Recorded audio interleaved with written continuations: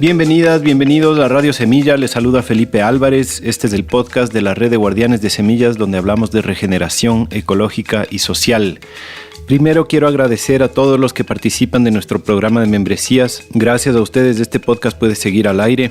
Y gracias también a todos los proyectos aliados que nos ofrecen los beneficios para nuestros miembros, que cada vez son más, y hoy les voy a presentar dos nuevos.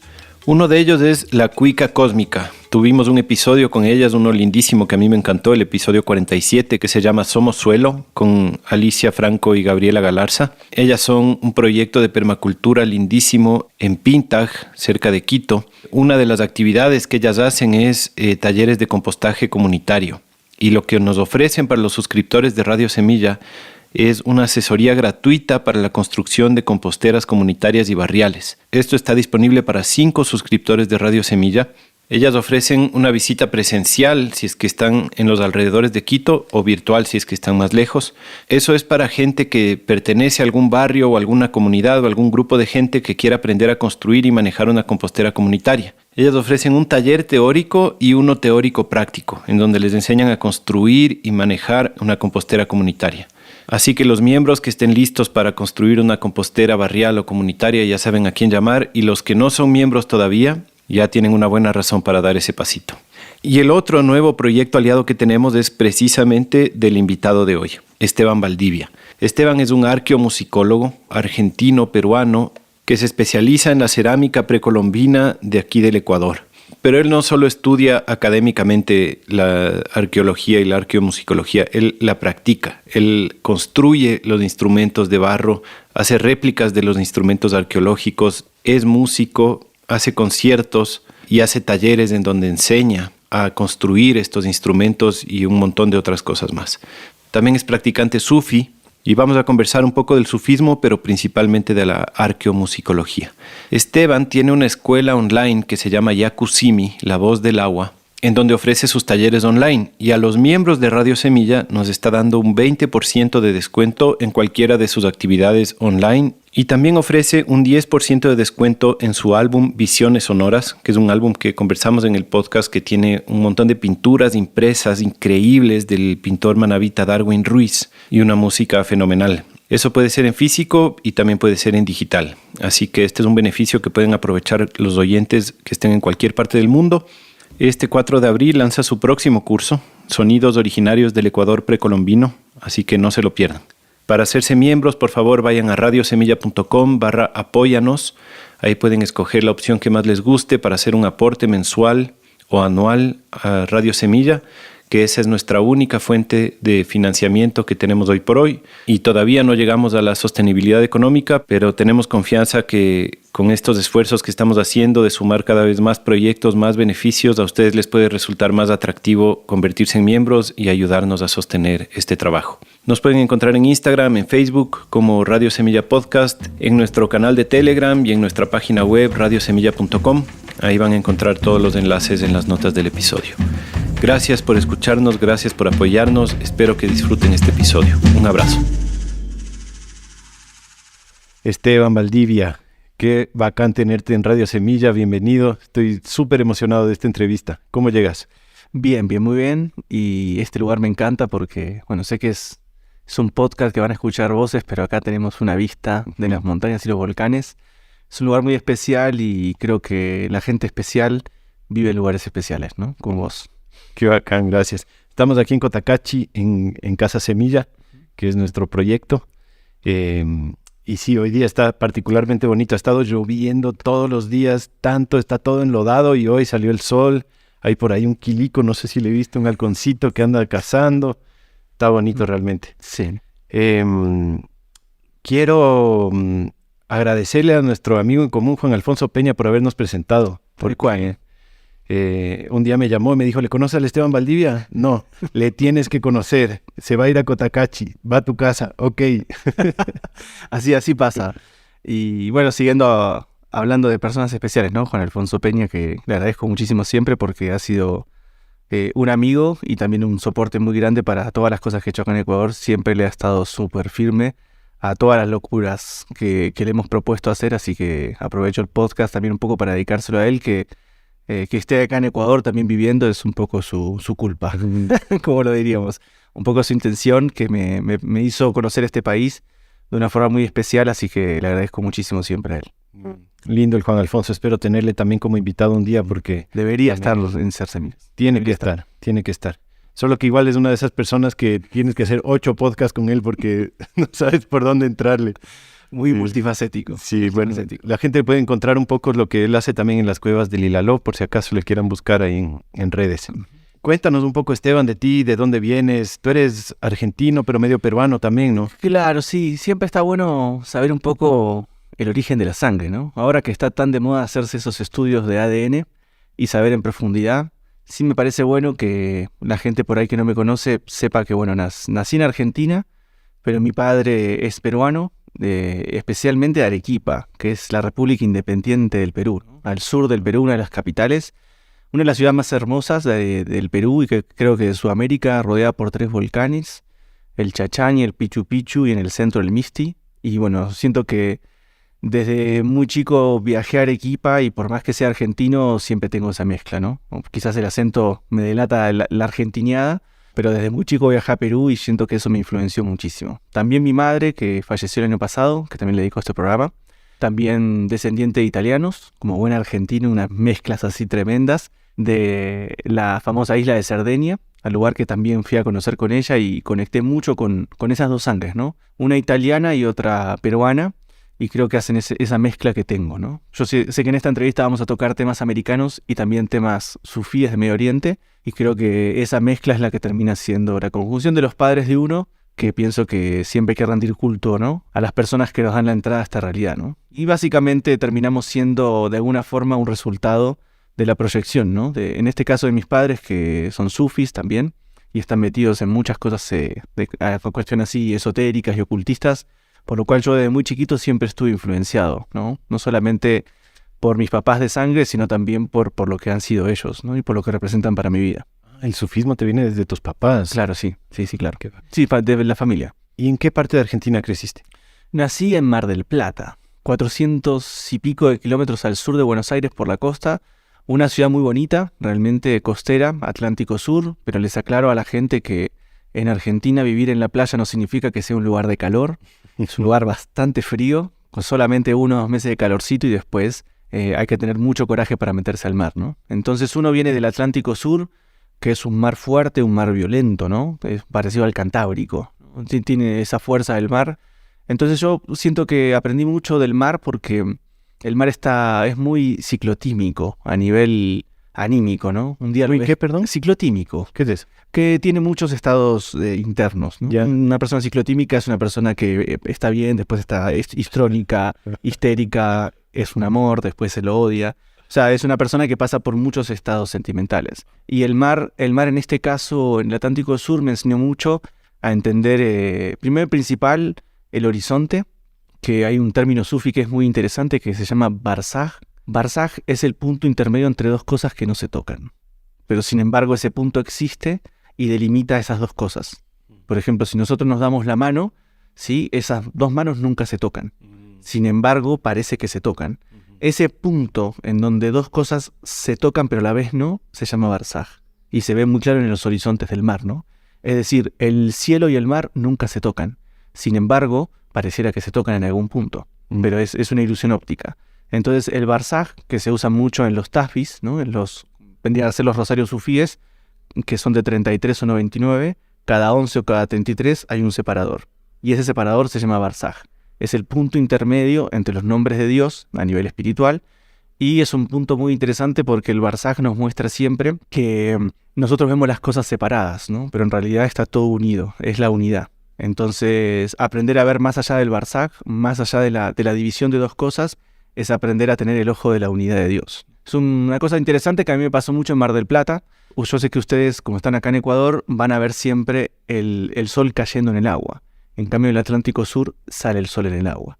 Entonces es una cosa muy interesante que eso pasa solamente cuando te cruzas del Pacífico al Atlántico y entendés que cuando el sol sale del agua es muy distinto de cuando el sol se apaga en el agua. Son 2 cosas distintas y yo siento que eso influencia mucho también a las culturas prehispánicas que habitaron, tanto en la costa atlántica como en la pacífica, a entender el sol desde otro punto de vista. Pero bueno, Mar del Plata me enseñó mucho de la fuerza que tiene el mar, de la fuerza que tiene el agua, y por sobre todo que uno no nace en vano, ¿no? En las costas de un mar tan fuerte como es el Atlántico Sur. Bacán. Entonces, toda tu infancia, adolescencia pasaste en Mar del Plata, una vida más bien urbana, cercana al mar, pero tampoco marítima, digamos. Justo hicimos un taller de comida afroesmeraldeña aquí en Casa Semilla, y vino un pan argentino, Fede, que también es suscriptor de la radio, y decía, qué loco, yo vivo cerca del mar, pero en Argentina nunca comemos marisco. Claro. Nunca comemos marisco, solo es carne y pasta, pero el mar está ahí, yo no sé qué pasa, ¿no? No tenemos una cultura marítima. O sea, que vivamos en el mar no quiere decir que tengamos una cultura. Por ahí acá es muy marcado. El esmeraldeño, por ahí el manabita, vive en la costa y la costa se mete de alguna forma totalmente en su cultura, desde lo culinario, en toda su forma de ser. En cambio, en Argentina es verdad que, por ejemplo, un marplatense es común que no coma pescado. Muy común que coma más carne que pescado. Entonces, eso sí es interesante remarcar. Sin embargo, igual, mi infancia en general íbamos casi todos los veranos a Perú. Entonces yo debo decir que... Y ahí sí que hay marisco. Claro, ahí sí que hay marisco y hay comida riquísima, y también estaban mis abuelos, ¿no? Dos personas también importantes.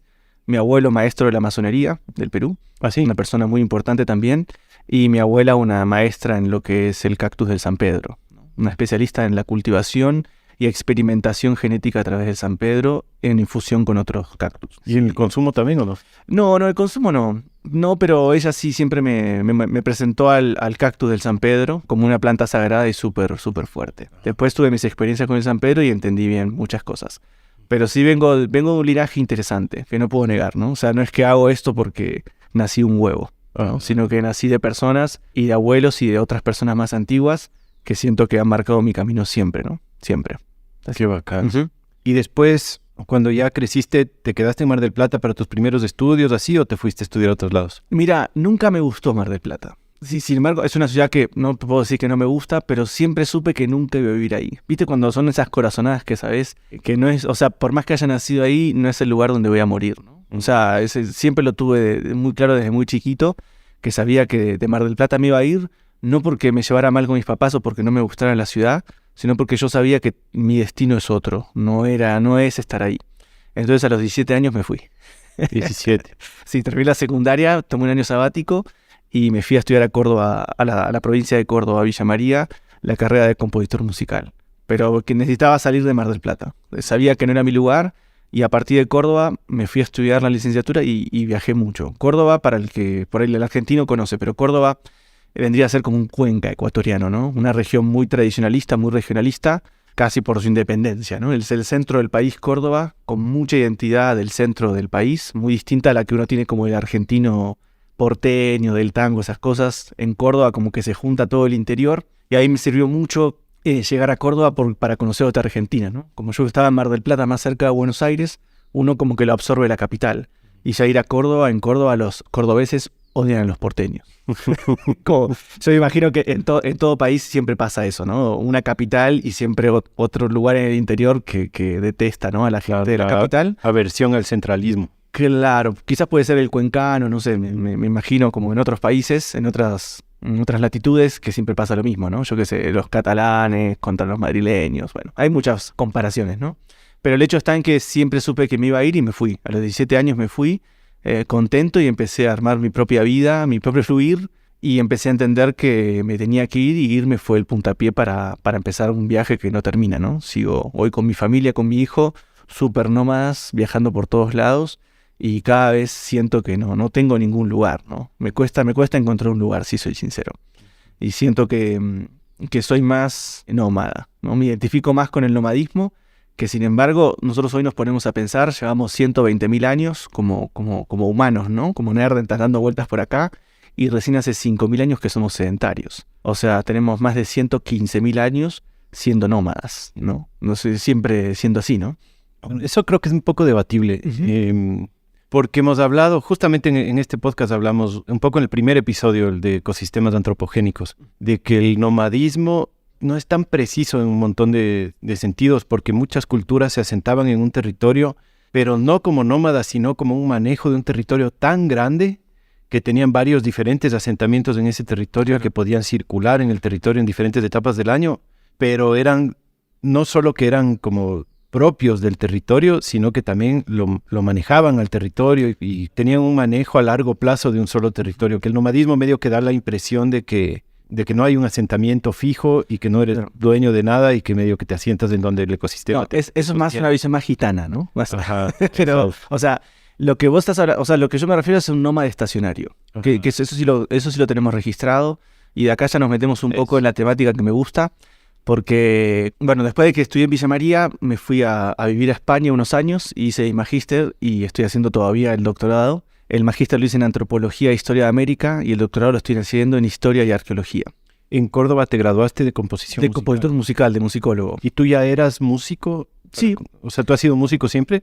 Vamos a tocar otro tema, sí. Desde los 11 años toco la batería y de los 12, 13 soy heavy metal al palo. Bien, yo también. Sí, soy metalero, o sea, lo tengo que reconocer. Incluso mi look y todo, por más que ahora esté más con la cuestión de instrumentos precolombinos indígenas, yo sé que soy un metalero. Un metalero preincaico. Sí, metalero. Incluso, bueno, he tocado con Semicán, que es una banda de metal prehispánico muy famosa de México. Hemos tocado con Guns N' Roses, con Ozzy Osbourne, con Marilyn Manson, con Foo Fighters, o sea, con Tool. Hemos compartido escenario con las bandas que yo siempre soñé. Qué increíble. Pero tocando flautas prehispánicas. Es decir que, de alguna forma, el espíritu metalero siempre lo va a acompañar a uno. Vos también. O sea, yo también tengo el metal en el corazón. Somos padres de familia, qué sé yo, así, pero somos re metal. O sea, somos metaleros y también fue una marca muy fuerte de los 90, ¿no? 90s fue metal a full. Y yo siento que yo me considero, hago música prehispánica sí, pero toco siempre pensando en el metal, ¿no? Es muy loco eso. Podríamos hacer otra charla después sobre interpretación, pero lo interesante, como para volver un poco al tema, es en el tema de esta cuestión de nómades y sedentarios, es que sí tenemos a nivel arqueológico la cuestión de que el ser humano hace 4 o 5 mil años, o quizás 6 mil desde la época del presente, comenzó a conocer un material que le cambió absolutamente la vida. Y ese material fue la cerámica. La cerámica es el punto, de alguna forma, que marca el asentamiento constante de las civilizaciones sobre un mismo territorio. Ahí sí podemos encontrar un punto. Es verdad, obviamente que no es que del 4500 un día la gente dijo, bueno, ahora dejamos de ser nómades y somos sedentarios. Eso obviamente no es así, pero sí los registros arqueológicos, prehistóricos e históricos, nos están marcando básicamente que llegó una etapa en el hombre en que decidió asentarse en un lugar y comienza a montar grandes lugares adoratorios, empieza a hacer templos, cuestión que en las cuestiones anteriores, prehistóricas, no se ve ese tipo de asentamientos de una constante durante todo el año. Sí son lugares que la gente iba estacionariamente, pero no constante. Se podría decir que es donde comienza el proceso civilizatorio. Histórico. Nosotros tenemos prehistoria e historia. La historia comienza más en Medio Oriente con la cuestión de la escritura, ¿no? De los sigurats y de otras culturas de los hititas, ¿no? Algo muy antiguo, pero por ahí alejado de América. Pero básicamente la cerámica es un indicador de que las personas comenzaron, ¿sí?, a asentarse en un lugar. Ahora, lo interesante es esto. Cuando hablamos de prehistoria, y a veces uno se confunde, y yo entiendo que la confusión pasa mucho, como que el nómade no sabía cultivar. Es decir, el nómade era cazador, recolector, y no conocía nada de las plantas. Obviamente eso es mentira. El nómada sí conocía obviamente las estaciones, tenía sus plantaciones, pero no las tenía fijas, era estacionario. Plantaba, cultivaba, seguía y se iba a otro lugar. Entonces, ¿qué es interesante de esto? Y acá viene un poco a colación, que es el inicio de mi tesis doctoral sobre la vasija silbadora, que es un instrumento muy importante ecuatoriano, que la persona nómade, cuando encuentra la cerámica, lo primero que hace son cántaros. Es decir, imita formas naturales, ¿sí?, como lo que pueden ser calabazas o lugares o contenedores de líquidos, y lo primero que hace en cerámica es la contención de un líquido. ¿Qué quiere decir esto? Que cuando nosotros analizamos los registros, digamos, de agricultura de los nómades, no cultivaban tanto alimento, sino que lo que cultivaban eran elementos, ¿no?, perecederos, pero que les duraba por un tiempo, para contener agua. Es decir, lo que más se registra en el cultivo es el tema de las calabazas. Es decir, el hombre buscaba una forma de contención de líquidos. Y cuando encuentra la cerámica, encuentra el contenedor de líquido. Y ahí, por ejemplo, si uno va al Museo MAC, que está en Guayaquil, otros museos que tienen mucho de lo que es el periodo formativo, los principios del formativo, que es cultura Valdivia y Machalía, más o menos unos 6.000, 7.000 años del presente, vamos a encontrar cientos de vasijas para contener líquidos. No hay específicamente vasijas rituales. Es decir, el hombre lo primero que encontró fue la cerámica y lo que hizo fue contener líquidos. Y le puso un pico para poder llenar la vasija y poder verterla. Es decir, buscaba poder contener el líquido para llevarlo a su comunidad. Y eso marca un principio del asentamiento. Es decir, la cerámica hizo que el hombre se asiente y también entre en contacto con otro tipo de ciclos. No quiere decir que los nómades no conocían el ciclo del sol y la luna, pero es distinto cuando uno se ubica en un lugar constantemente, aparecen lo que nosotros llamamos como los intihuatanas, ¿no? O es decir, las piedras que marcan los movimientos del sol. Es decir, el hombre se estabiliza y necesita encontrar un punto fijo para poder medir en ese lugar cómo es el movimiento de las estaciones, ¿sí? Y ahí yo sí creo que encontramos, me cuesta decir nómade sedentario, encontramos otra etapa del hombre, en donde encuentra que asentarse en un lugar le genera más beneficios que seguir movilizándose constantemente según las estaciones. Y ahí empezamos a encontrar estos primeros vestigios arqueológicos, ¿no?, de cerámica, en donde nos demuestra que lo primero que hizo el hombre fue contener líquidos a través de la cerámica. Quiero pinchar un poquito, Sí. también porque sé que no eres como un académico que le gusta la línea institucional arqueológica No. y yo sé que hay muchas cosas en el mundo que rompen totalmente con la línea de tiempo que se supone que la tenemos clara, y solo lo quiero mencionar, pero sé que es un agujero negro en el que no podemos caer ahorita. No. Pero está pues Göbekli Tepe en Turquía, Claro. que tiene 11.000 años y que tienes unos megalitos de toneladas con cortes precisos que parecen hechos con máquinas láser, que nadie se puede explicar todavía cómo supuestamente nómades hicieron un asentamiento así.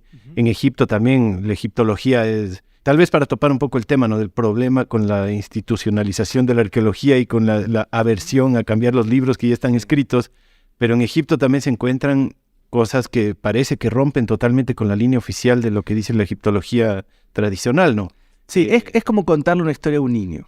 Sí, obviamente contamos siempre la historia como un cuento, ¿sí? Ya que hablamos tanto de los cuentos sufíes, el cuento es una forma muy arquetípica de contar las cosas. Hay cosas tan complejas que necesitas contarlas como un cuento. Y necesitas poner fechas, parecen precisas pero no son precisas, pero obviamente la historia necesita... Yo siempre veo a la historia como una forma de contarle un cuento a un niño. Para mí es eso, ¿sí? Sabemos que no es cierto, ¿sí?, pero es una historia aproximada. Es como cuando le contás a tu hijo de dónde vienen los niños, ¿no? O sea, podés ser súper técnico, pero el cuento de la cigüeña calza perfecto, ¿sí? Y yo creo que según el estado de conciencia de cada uno es la profundidad que podemos llegar a la cuestión histórica. La dejo ahí nomás, ¿sí? Sí, porque incluso yo siento que también con vos tenemos esa afinidad también con la medicina, con otras formas de conocimiento. Y obviamente cuando uno está en un estado más sensible, cuando uno se abre al campo morfogénico que tenemos acá dando vueltas, la historia puede ser muy distinta. Pero sí, yo creo que las piezas arqueológicas, y nos metemos por ahí más en Ecuador, ¿no?, o en esta región sudamericana, que nos muestran que los primeros vestigios de cerámica, tanto ritual como doméstica, están acá en la península de Santa Elena. Y nos muestran claramente que hace unos 5 o 6 mil años, antes del presente, la gente se inclinó por esas cosas, ¿sí? Yo me inclinaría más por las cosas que podemos tener tangibles. Obviamente, Egipto, hay culturas que van a romper mucho el discurso y necesariamente tienen que meterlas en el 3000 a.C. Bueno, y Perú también, ¿no? No, Perú también, me refiero a todas. En general, casi todas. Lo que pasa es que lo que sí es cierto, yo creo, es que el hombre encuentra en la cerámica una forma nueva de hacer su vida.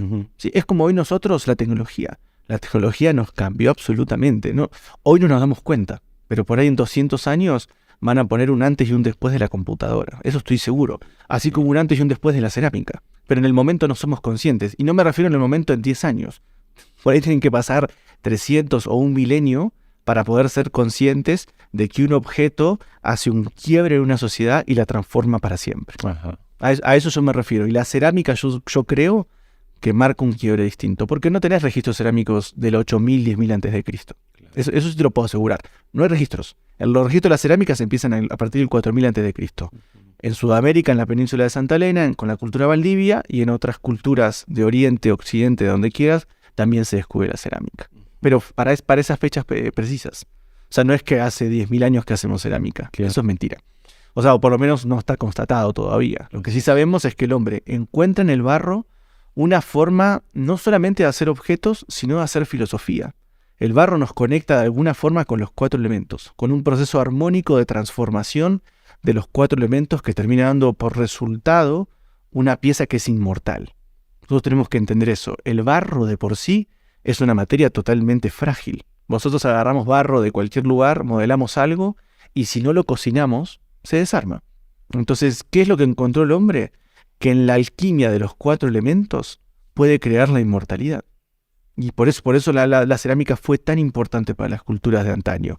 Porque encontraron que haciendo un proceso entre tierra, agua, aire y fuego, logran crear lo que nosotros llamamos el famoso golem, o la famosa forma de generar una vida inmortal. La cerámica es inmortal y por eso son los registros más antiguos. Por eso los arqueólogos trabajamos sobre la cerámica, porque es uno de los materiales que perdura por miles de años y nos permite registrar un proceso de desarrollo en torno a la técnica de la cerámica que nos marca el desarrollo de sus tecnologías. Nosotros vemos los desarrollos culturales a través de los desarrollos tecnológicos que se hizo a través de la cerámica. Y eso es súper importante y a veces lo pasamos por arriba, como que hoy la cerámica, pero hoy fíjate, preferimos el plástico, preferimos el aluminio, preferimos los metales antes que cocinar como se cocinaba hace 5.000 años. Por eso te digo que estamos en una etapa quiebre.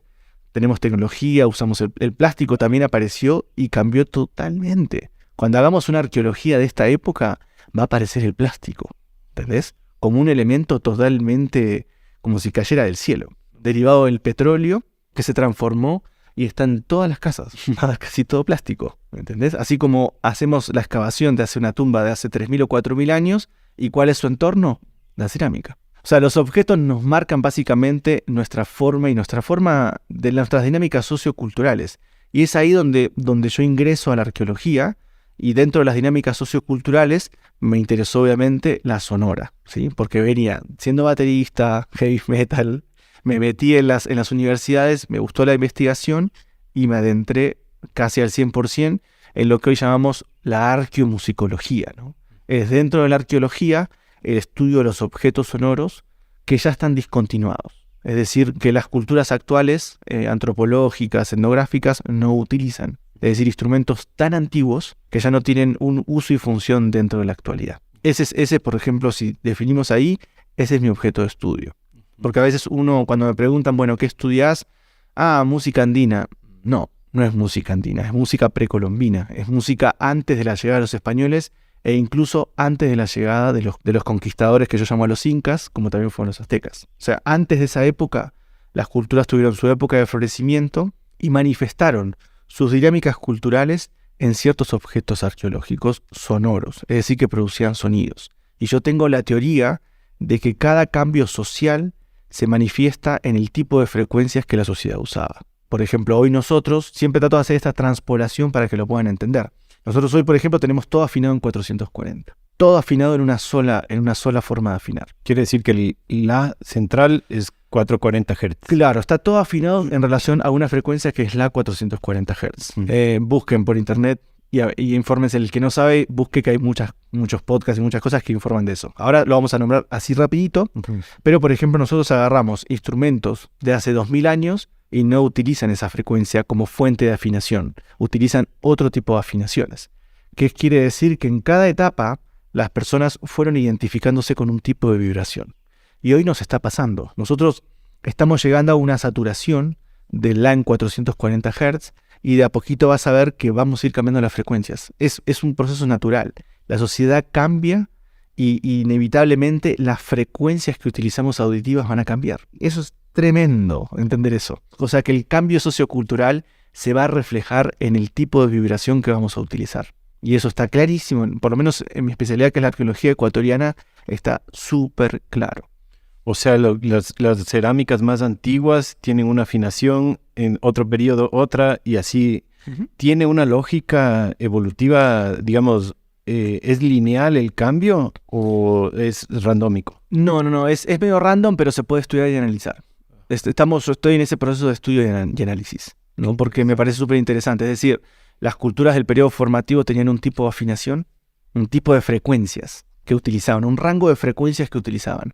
Las del desarrollo regional utilizaron otro rango y la integración otro, los incas otro y nosotros usamos otro. Es decir, súper interesante porque Nos está hablando de que de alguna forma, inconscientemente, nuestro cuerpo, o sea, nuestro organismo, solicita o necesita otro tipo de frecuencias para su desarrollo. E inevitablemente lo va mostrando. Por ejemplo, nosotros ahora, fíjate cómo de a poquito se va moviendo. Bueno, vos utilizás programas de computadora para la música. Fíjate que ahora todo tiene autotuning. Antes, por ejemplo, música 60, 70, ¿no? 80, vos grababas y no había forma de modificar. Era lo que tocabas, era lo que era. Y hoy, si la música no pasa por un procesamiento digital, no habría a reggaetón. la gente no le gusta. ¿Te das cuenta? No le gusta. Y eso de alguna forma marca inconscientemente, porque yo creo que la gente lo hace inconsciente, ¿no? La música comercial es un reflejo del inconsciente colectivo. A mí no me representa, pero sí entiendo que representa a la gran mayoría. A mí sí. Claro, o sea, a mí ese tipo de tanto procesamiento del sonido, digamos, no me llega. Pero porque por ahí tengo mi estructura por ahí de frecuencias internas, no la reconoce o me cuesta escuchar. No te puedo escuchar más de un tema de reggaetón, no lo puedo escuchar. ¿Qué crees que te diga? Necesito escuchar otras cosas. Pero no es porque no tenga algo de malo contra el reggaetón. Es que el nivel de frecuencias que utiliza no vibra conmigo. No va conmigo. O por lo menos no con lo que yo siento. Entonces, pero voy reconociendo que las culturas van cambiando y también necesitan cambiar.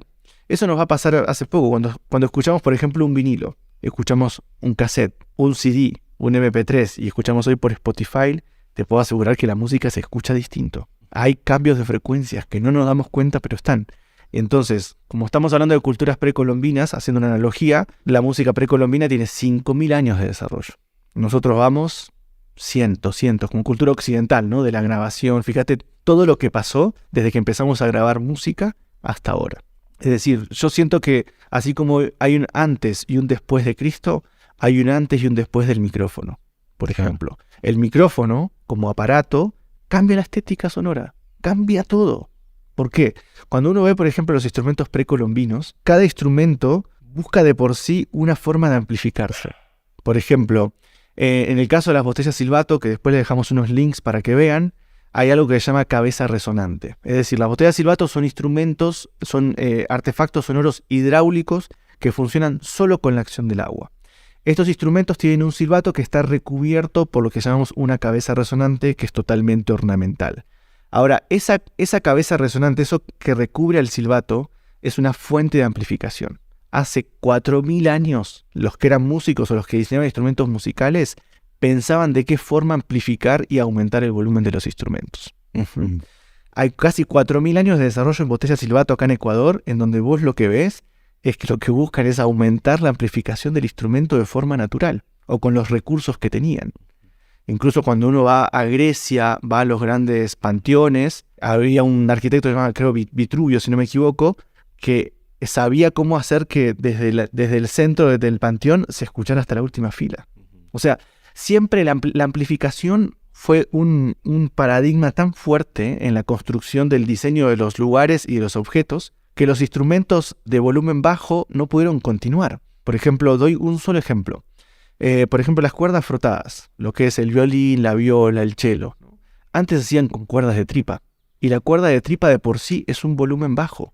O sea, nosotros cuando escuchamos música antigua, siempre vamos a escuchar primero otra afinación que no es la 440, y el volumen del sonido es bajo, porque la tecnología que había daba eso. Ahora después aparece la cuerda entorchada, que fue uno de los grandes hechos tan importantes en la organología mundial que no lo damos por sentado. Pero entorchar una cuerda modificó toda la música. Amplió el rango de los registros de los instrumentos de cuerda. Y por eso, ¿por qué las primeras orquestas occidentales son de cuerda? Porque fue donde más se desarrolló la tecnología. Ahora, ¿por qué la flauta es el último instrumento en entrar a las orquestas occidentales? Porque la flauta no tuvo evolución. Siempre fue la misma, con el mismo volumen. No hubo diferenciación. Entonces, esto que yo marco, lo que estoy diciendo es que los instrumentos musicales que más volumen tienen son los que de a poquito se fueron utilizando más. Y los que no lograron poder amplificar su sonido naturalmente, se dejaban afuera. Por ejemplo, ¿por qué un clavicordio no se usa? Clavicordio, para el que sepa, es el antecesor del piano que usamos ahora.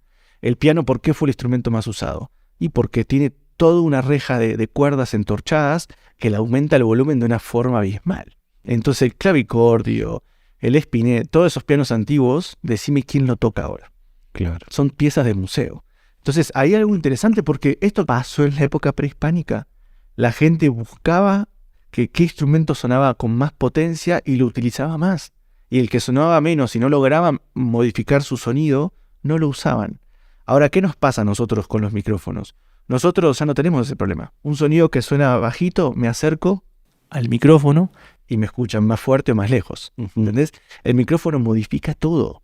Doy un ejemplo, por ejemplo, que a mí me encanta y nos metemos un poco en el tema sufí. En el sufismo, inevitablemente hablamos del Islam. Hay algo que es el adán, que es el llamado a la oración. Es decir, en el Islam, siempre que uno está en una ciudad islámica o en un país islámico, vas a escuchar a las 5 de la mañana el canto para llamar a rezar. Es decir, los musulmanes adoptaron el canto como forma para llamar a su iglesia, que vendría a ser las mezquitas, para que la gente venga. Entonces, como no había micrófonos, la gente se subía a los minaretes, los cantantes, y tenían un volumen de voz que te despertaban. ¿Sí? Entonces, cuando aparece el micrófono, hoy cuando vas a Turquía o otros lugares, cantan hacia un micrófono y han perdido potencia vocal, porque ya no necesitan subirse a la punta del minarete y realmente cantar tan fuerte para que te despierte. Ahora cantan a un micrófono y pierden la potencia vocal. Eso está en un libro de Kutsi Erguner, que es un flautista muy famoso de Turquía que vive en Francia, en París, que sacó un libro que se llama El lamento de la separación, que lo recomiendo leer, y él habla de este tipo de cambios, cómo en el Islam la presencia de un micrófono modificó todo. Mirá lo que no nos damos, es que hago un proceso de autorreflexión para que cuando nos metamos de lleno en la parte precolombina entendamos mucho más de que somos una era tecnológica y la tecnología nos atraviesa y nos cambia absolutamente todo. Y estas cuestiones con un micrófono antes eran resueltas con un diseño de un anfiteatro, con una cabeza resonante de una vasija silbadora, con, por ejemplo, hoy tenemos lo que es la arqueoacústica. Es decir, dentro de la arqueología tenemos especialistas que de alguna forma se sorprenden porque el diseño de los templos tiene que ver con una función acústica. Es decir, uno entra a un templo antiguo prehispánico y lo primero que siente es que todo se escucha diferente. Toda la disposición de las escalinatas, por ejemplo, en el caso de Chichén Itzá o de las culturas mayas, ¿no?, del Golfo de México, uno aplaude frente a una escalera y se escucha el canto de un quetzal. ¿Qué es eso?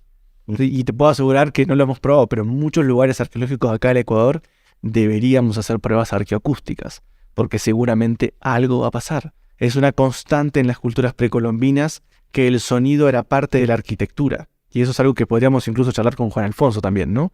La arqueoacústica marca tantas cosas importantes que el factor sonoro era un factor que iba a modificar la forma en que se hacían los templos e incluso las construcciones en general. Hoy nosotros no lo tenemos en cuenta. Vos haces tu casa, pero no estás pensando en el factor sonoro. Pero podría ser algo que podría influenciar mucho incluso en la cuestión de nuestro cuerpo, donde resuenan las frecuencias, todo. Eso lo vemos generalmente cuando cantamos en un baño, ¿no? Cantamos en el baño y hay notas que tienen ciertas frecuencias y todo el baño resuena. Y cuando está el agua prendida o apagada varía totalmente. Es que el sonido está en todo. El sonido está en todo. Y las culturas antiguas, no sé si sabían, no sé si lo sabían con eso, como el sonido está en todo, pero entendían que el sonido era una parte fundamental de su vida. Por eso desarrollaron sus instrumentos y también su arquitectura, ¿no? Y ni hablar la parte de arqueoastromusicología que te hablaba. A su vez, encontraron en los sonidos una forma de conectarse con lo superior. Y a partir de ahí, la música y los sonidos empiezan a tener un papel tan predominante que dentro de las 6 representaciones más comunes en toda América de lo que es la representación antropomorfa del hombre en cerámica, vamos a encontrar gobernadores, sacerdotes, chamanes, guerreros y músicos. O sea, es decir, tenía un papel tan protagonista el músico que era representado casi de una forma similar a lo que era un gobernante. Entonces ahí te das cuenta que en esa época realmente el músico no era solamente un bufón de la corte, sino que tenía poder. O sea, es decir, poder manejar las frecuencias y saber utilizarlas era una fuente más de poder para la sociedad. Por eso tenían un rango tan superior. E incluso cuentan algunas crónicas que el que no era músico y tocaba un instrumento le cortaban la mano. O sea, había una serie de restricciones tan fuertes que nos marcan realmente que el sonido no era una cuestión recreativa, sino que tenía una influencia muy directa sobre la vida de la gente. Si no, los gobernantes no hubiesen tenido tan cerca a los músicos, ¿no? Esas son cosas interesantes y inevitablemente este podcast voy a intentar llevar a puntos reflexivos interesantes, cosas que damos por descontadas actualmente, pero que marcan la diferencia en el desarrollo de una sociedad y en este caso de las sociedades musicales. Quiero meterme más ahí en este tema de la arqueomusicología y su importancia, más bien dicho, de la importancia de la musicología en la arqueología. Tal cual. Pero también no quiero dejar de mencionar, porque nos estamos pasando el tema del barro y la cerámica, y para mí hay una cosa linda ahí, porque tomé este taller contigo que diste aquí, que hicimos un retiro de danzas de paz aquí en Casa Semilla, y tú diste un pequeño taller de giros sufis. Así es. Y me quedé loco del vínculo que tiene estos giros que hacen los sufis con la alfarería y con la cerámica. Torno. Toda esta naturaleza de la cerámica también. Tú dijiste ese día algo como que toda la materia orgánica, todas las plantas, animales, hongos que han muerto en toda la historia termina en el barro. Todo. Y bueno, a mí me voló eso, entonces te quisiera pedir que nos expandas un poco por ahí. Hablamos un poquito de que el barro marca una etapa en el desarrollo evolutivo del hombre. Nos pusimos a hablar de objetos, ¿no? De contención de agua, de generación de líquidos, pero el barro generó una filosofía. Y eso es un punto crucial. La tecnología genera una filosofía, ¿sí? La computadora es filosófica. Nosotros hoy no nos damos cuenta porque estamos inmersos en eso. Pero en un futuro vamos a reflexionar en torno a lo que esa tecnología nos marcó a nosotros. Así como nosotros hoy, después de 5.000 años de cerámica, podemos tomar un punto reflexivo como el que vos estás tomando. Nosotros sabemos que la filosofía parte del pensamiento, pero ese pensamiento parte de la materia, ¿sí? Uh-huh. Y la mayoría de los filósofos han analizado el principio de la materia. Y es interesante saber que todos los seres orgánicos vamos a terminar siendo cerámica. Vamos a terminar siendo barro. Es esa capa fina de la tierra que nos caracteriza como tierra, ¿sí? Como barro, que se puede hacer algo con ella, marcó el principio de una filosofía que para mí es el principio de la filosofía cerámica, ¿sí? Que hay varias personas que han escrito sobre eso, y en este caso vamos a hablar específicamente del sufismo, en donde varios de sus pensadores han explicado algunos procesos filosóficos existencialistas a través del proceso de la construcción de la cerámica. El primero que nombraría antes que Rumi, lo vamos a nombrar obviamente, es Omar Khayyam. Omar Khayyam es casi como uno de los filósofos más importantes de Persia, de Irán, que escribió lo que se llamaba el Rubaiyat de Omar Khayyam. El que no leyó el Rubaiyat, es casi obligatorio que después de este podcast vayan y descárguenlo. Voy a anotar. Son 114 versículos, casi como el Corán, 111, 114, no me acuerdo, en donde se escriben cuartetas. Los sufíes en la antigüedad escribían todo en lengua persa. Es decir, si bien el lenguaje coránico era el árabe, ¿sí? Es decir, el lenguaje religioso era el árabe, ¿no? El Corán está escrito en árabe y todas esas cuestiones, pero la poesía y la filosofía se escribía en persa. Dato interesante, ¿no? Es decir, lo religioso en árabe y todo lo que era conocimiento, poesía, se hacía en lengua farsi, la lengua que utiliza actual Irán. Entonces, sobre esa forma de escribir, los sufíes escribían en cuartetas, es decir, escribían en 4 oraciones. En cuatro frases hacían una oración y escribían todo en forma de cuartetas. Eso se llama Rubaiyat. Rubaiyat es la forma de escribir en versículos de 4 oraciones. Todo maestro sufi, desde antaño, tenía que escribir su Rubaiyat. Era, digamos, ser un pilar del sufismo significaba que vos tenías que escribir un Rubaiyat y tenía que ser interesante. Tenés el Rubaiyat de Omar Khayyam, el Rubaiyat de Rumi. Es decir, todos los maestros han escrito ese tipo de filosofía. Entonces, en varias de esas cuartetas, Omar Khayyam invita a reflexionar sobre el oficio de los alfareros. Y él cuenta que caminando por la calle de los alfareros, voy a hablar de un resumen de las cuartetas, no voy a decirlas puntualmente, pero las voy a nombrar así nomás. Él dice que caminando por la calle de los alfareros, su oído interior, estamos hablando del sufismo donde se utilizan otro tipo de sentidos, pudo escuchar y gritar a la arcilla que tenía en sus manos un alfarero, gritar y decir: hermano, trátame dulcemente, yo alguna vez fui como tú. Entonces, sigue caminando Omar Khayyam por este camino increíble de los alfareros y se da cuenta que ese barro está compuesto por el mismo cuerpo de un rey, por el mismo cuerpo de un mendigo y por el mismo cuerpo de un sufi. Es decir, que todo termina siendo el mismo barro. No importa qué tan grande o qué tan chico seamos en nuestra vida, esta vida tan efímera que vivimos se resume toda en el barro que estos alfareros están trabajando. Entonces ya tenemos a Omar Khayyam, que me parece alucinante. Léanlo, realmente el Rubaiyat debería ser un libro casi como... Es un pilar, ¿no? Tenés el Fiji Mafiji, bueno, tenés muchos libros de Rumi, tenés Omar Khayyam, tenés a Hafiz, que es otro pilar del sufismo iraní. Hay ciertos autores que vale la pena leer porque Es increíble cómo hace 700, 800 años esta gente tenía una visión tan trascendental de la vida y lo podían expresar en palabras. Si bien la traducción del farsi o del persa es complicada, pero hay autores específicos que han hecho súper traducciones. Un autor muy bueno, Idries Shah, que recomiendo leerlo también, que ya falleció, maestro también de sufismo, que fundó la Octagon Press con Doris Lessing, una premio Nobel, ¿no?, feminista, y han hecho cosas increíbles. La Octagon Press fue una de las principales editoriales que tradujo cosas del persa a lenguas occidentales. Entonces, continuando con esta discursiva de los maestros sufíes, llegamos a Rumi. Es decir, 200 años antes que Rumi estaba Omar Khayyam, y aparece este pequeño niño que ya tenía sus dones, ¿no?, de maestro espiritual. Rumi, una persona que nació en Afganistán, no es turco. Hoy lo conocemos como más un filósofo turco, pero en realidad era persa. Por cuestiones de ese momento, de la conquista de los mongoles y revoluciones muy fuertes en todo Medio Oriente, su familia, con su padre, Sultán Walad, se deciden ir a vivir a Turquía. Están en un periplo de casi 10 años, ¿no?, yendo de Afganistán a Turquía. Y claro, cuando Rumi llega a Konya, a la capital, ¿no?, de Turquía en ese entonces, se encuentra, claro, con un sufismo resplandeciente. Ibn Arabi, bueno, muchos maestros en ese entonces, Faradoní el Atar. O sea, los pilares del sufismo estaban entre el 1000 y el 1300, estaban todos vivos. Entonces Rumi, en una de sus descripciones, que lo hace su agiógrafo, que fue Aflaki, que hay como 20 tomos, ¿no?, de experiencias, cuentan que a Rumi le pasó lo mismo.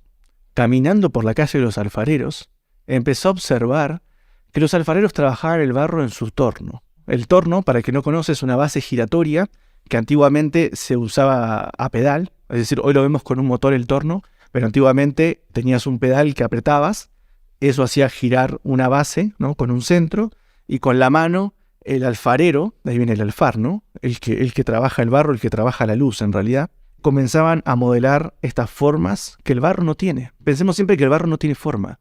Es la unidad misma, es lo amorfo, es el hombre el que le tiene que dar forma. Entonces Rumi empieza a observar que cuando esa base gira, y cuando gira constantemente y gira más rápido, la mano del alfarero ingresa en la arcilla y comienza a tomar forma. Entonces, sabemos que Rumi es una persona muy reflexiva, se empezó a dar cuenta que ese barro son todos nuestros antepasados, que toman forma cuando una mano le empieza a dar forma. Entonces él entiende, interpreta en esto que el sama, que es el ritual de los sufíes donde giran, hace una analogía muy interesante. Y él representa que cuando el derviche está girando, ¿sí?, cuando el derviche gira, ¿sí?, cuando gira constantemente, se pone a las manos de Dios para que lo vuelva a moldear y le dé forma. Y tiene sentido porque de alguna forma nosotros somos barro. O sea, está bien, somos barro en potencia, ¿sí? Entonces Rumi lo que vio es la mano de Dios sobre el derviche. Eso sí, yo lo veo así, es una imagen muy fuerte. O sea, cuando estás girando, Dios te está moldeando. Y a más girás, y a más constancia tenés en el giro, más forma te puede dar. Entonces, como decía, gira derviche. No pares de girar. Dios nos está moldeando. Nos está dando forma a medida que giramos constantemente. Y ese es un punto muy interesante porque acá hablamos de la filosofía cerámica. La cerámica inspiró a grandes maestros que nos han dejado sus registros. Ahora acá en América yo siento que es lo mismo. El barro es la filosofía, que sigue estando presente. Entonces, a mí me encanta y de alguna forma resume básicamente lo que a mí me pasa. Yo tengo mucha tradición en lo americano, pero también soy sufi y tengo mucha tradición en el sufismo. Entonces, inevitablemente, no puedo dejar de hacer estas comparaciones o estos puentes geográficos, históricos, temporales, que a mí me tocan. O sea, yo puedo ver el sufismo también acá en América, pero no como sufismo religioso, sino como filosofía de pensamiento. Y hemos visto tanto en Omar Khayyam como en Rumi, por poner dos exponentes, que vieron en el barro una forma de hacer una filosofía trascendental. Acá en América no había torno, era todo a mano, ¿no es cierto? Es interesante eso, sí. Acá en América el torno no llegó. Puede haber llegado después de la conquista, obviamente. Interesante también remarcar que uno siempre habla de la conquista española y España se conforma como España en 1490 con Isabel la Católica, que funda España como la conocemos hoy. Y América se descubre en 1492. Es decir, que lo que llegó acá había una gran influencia árabe en todo lo que es la parte del sur de España. No nos olvidemos que los árabes estuvieron casi 800 años conquistando el sur de España y mezclando y mestizándose. Entonces, muy posiblemente lo que haya llegado de Europa hayan sido moros, ¿no? O estas personas que uno dice españoles, pero no eran realmente españoles, era una mezcla de judíos, de árabes, de católicos. Lo que llegó acá fue algo muy loco. De hecho, los judíos sefardíes fueron expulsados el mismo año de la llegada. Y eso yo he estado descubriendo recién, porque mi suegro me iluminó un poco sobre todo esto, de cómo muchas de las culturas urbanas, es más, las más urbanas, las más artesanales, los músicos, los que trabajan el cuero, casi todas eran colonias sefarditas que se iban instalando en los centros urbanos, y los españoles eran más hacendados, más gobernadores, más así, bueno, como que ellos estaban más administrativos. Ajá. No tanto de oficios. Exacto, los centros urbanos de oficios y artesanos eran mucho más judíos, sefarditas, y probablemente también moros, árabes, no sé. No, obvio, sí, o sea, tenés la diáspora sefarad, que es la que se fue casi toda Turquía, ¿no? O sea, los judíos de España se tuvieron que ir y muchos se fueron para Turquía. Por eso Turquía tiene un resurgimiento muy grande de la mano artesanal, por la diáspora sefarad. Y los moros o se convertían al cristianismo o se cruzaban a Marruecos. Por eso yo he ido muchas veces a Marruecos. La mano artesanal que hay en Marruecos es increíble. O sea, todo lo que fue el famoso andaluz español, ¿no? Del sur de España, que de alguna forma la expulsión de los judíos y de los moros le bajó un poco de calidad lo que había ahí, se fueron uno para Marruecos o para Turquía. Y por eso tenemos estos dos lugares, son centros artesanales increíbles. E invito a los que puedan ir a Turquía y también a Marruecos, es algo increíble. Y vas a ver la mezcla que hay ahí. Ahí sí hay mezcla. Está bien que el español cuando entró, digamos, quiso sacarse el estigma que tenía con los árabes y rompió casi todo. Lo único que nos queda es en Granada la famosa Alhambra, que es uno de los palacios mozárabes que hay, y la mezquita de Córdoba, que hoy es Catedral de Córdoba. Son las únicas dos construcciones más importantes que quedaron. El resto lo volaron todo, ¿no?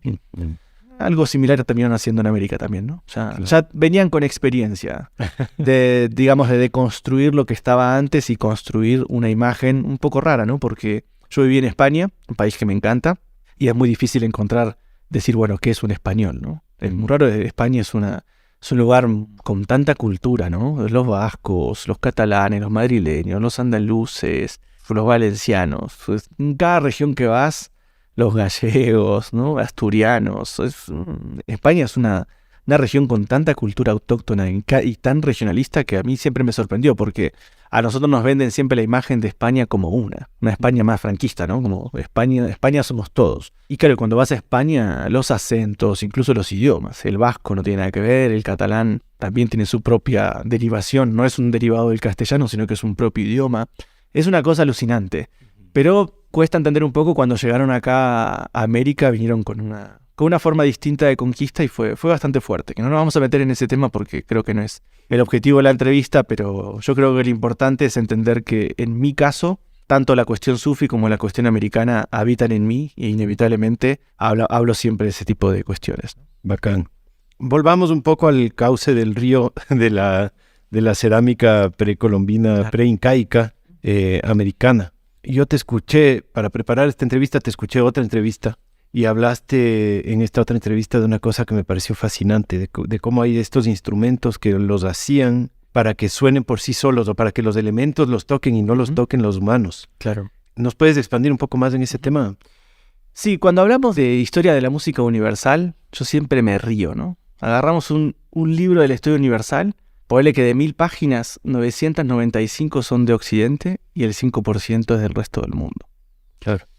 Yo siento que cada vez tenemos que empezar a reescribir más, y acá en América yo siento que tenemos la cuna de la civilización sonora, ¿no? Estas culturas encontraron hace 5000 años en el barro una fuente de producción de sonidos como no hubo en ningún otro material. El barro, al no tener forma, permitió al hombre, al alfarero americano, encontrar un montón de sistemas acústicos que no vamos a encontrar en otra parte del mundo. Por eso siempre hablo de que, en este caso, si bien soy argentino, defiendo mucho al Ecuador y también me da un poco de bronca a veces ver que acá tenemos tantas respuestas a las incógnitas de la historia universal de la música y no le damos bola.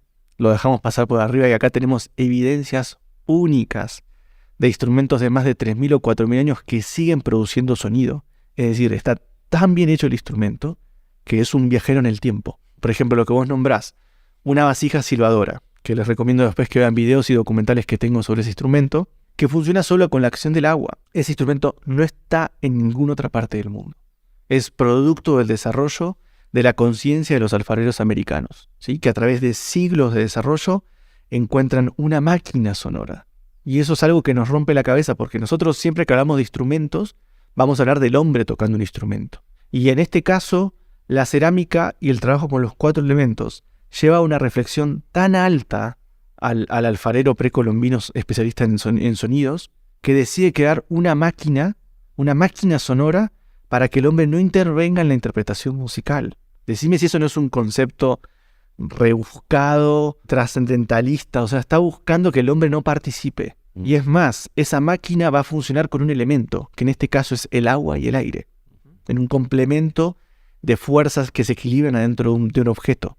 Es impresionante. Como dejar que los dioses toquen y tratar de no interferir. Es decir, yo lo llamaría más bien un instrumento oracular. Es decir, un instrumento que hace hablar a la parte invisible de la naturaleza. Y lo vamos a dejar ahí para no hacernos tan raros, ¿no? Pero sí es un instrumento que le da voz al agua. A ese instrumento, la botella de silbato, yo le puse el nombre de Yaku Simi, que es el nombre que tiene mi escuela de sonidos online actual. Yaku es agua y Simi es algo así como lenguaje o como un hablado. Entonces, para mí estas botellas silbato son Yaku Simi, son el lenguaje del agua. Es decir, el hombre americano encontró en un instrumento que es el instrumento que por más tiempo y por más extensión geográfica se desarrolló en América.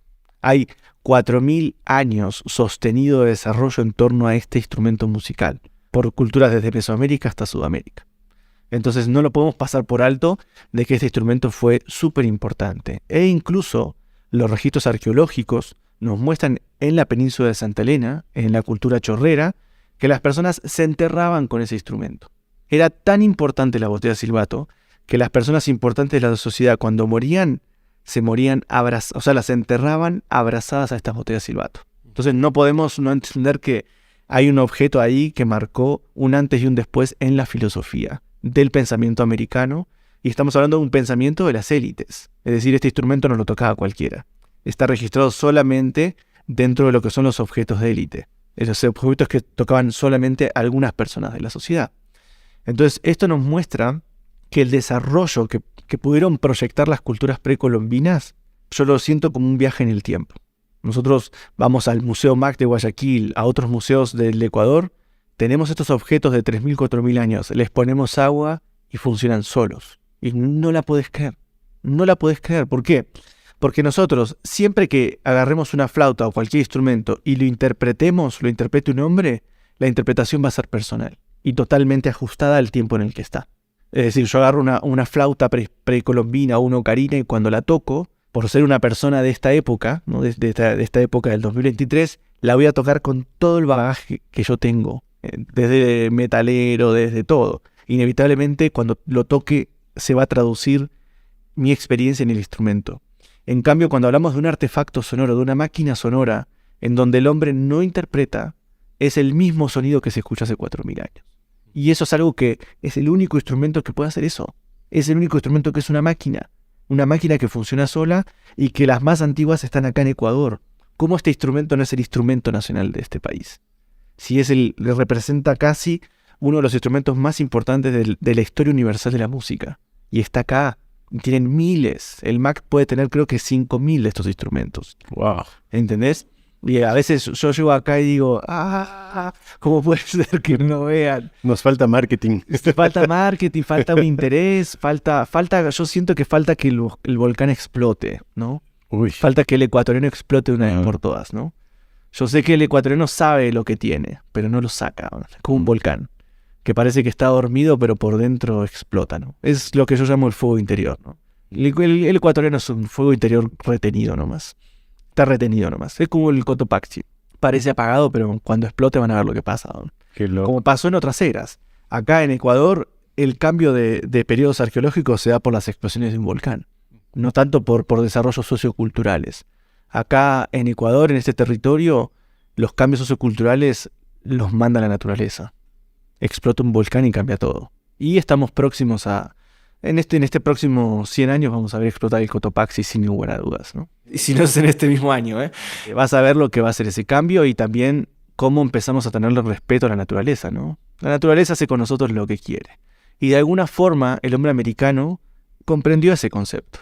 O sea, estamos acá de prestados y nuestro pasaje por esta realidad es solamente de unos 30, 50, 80 años. Y ese volcán ahí tiene millones. Por eso son los apus, por eso son los dioses. Y por eso la gente le rendía culto a las montañas. Le rendía culto a algo que a los españoles o a la Iglesia Católica le parecía extraño. Le parecía algo que estaba mal. Pero inevitablemente cuando uno viene a vivir acá a Ecuador y observás, ves el Cayambe, ves el Antisana, ves el Chimborazo, ves el Cotopaxi, algo te toca. Y es esa sensación de lo que tenemos, yo a veces siento que es también lo que estas personas han visto. Estas civilizaciones han visto explotar a muchos volcanes. Y de alguna forma han creado un instrumento, que es este yakusimi, son estas botellas silbato de agua, que le han permitido expresar no solamente una idea acústica hidráulica, sino que en el formato que adoptaron estas botellas silbato encontramos un desarrollo filosófico formal. Por dar un solo ejemplo que debería ser la pieza más importante de la filosofía pitagórica, diría yo. Pitágoras, ¿no?, al cual le atribuimos, la filosofía occidental le atribuye muchos pilares del conocimiento, encontró los 5 sólidos platónicos: el tetraedro, el cubo, el octaedro, el icosaedro y el dodecaedro. Ahora, cuando nosotros nos ponemos a revisar en los archivos arqueológicos del Museo MAC, encontramos que una de las primeras botellas silbato son poliédricas. Pero no estoy hablando de estos 5 sólidos platónicos. Son figuras tridimensionales totalmente complejas. Por ejemplo, 2 hexágonos, 8 pentágonos y 6 hexágonos juntos. O sea, figuras muy complejas. Y estos tipos ya las diseñaban, ¿no?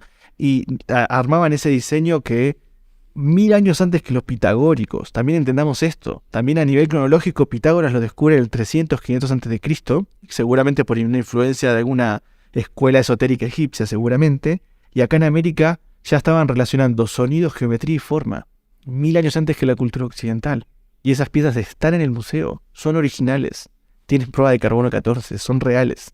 Y está acá. Por eso te digo que la filosofía cerámica es algo que acá en Ecuador está muy presente. Y inevitablemente, este pasaje de la botella silbato a otros instrumentos hizo que acá en Ecuador tengamos sistemas acústicos únicos, desarrollados por lo que yo llamo en el Kitaki, ¿no?, que es el próximo libro que estoy por sacar, que es el centro del sonido, que estas culturas de alguna forma conocían su posición geomagnética, sabían que había una línea energética sobre esta zona del Ecuador, e inevitablemente esa línea energética influenció en su desarrollo sociocultural y también influenció en su cultura.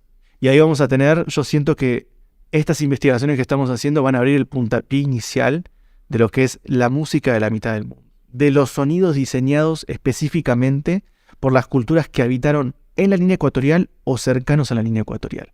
Y eso va a ser algo muy, muy sorprendente, porque nos vamos a dar cuenta que, otra vez le digo, la música es el reflejo sociocultural de una civilización. Y es el reflejo más puro. Es un reflejo que no miente.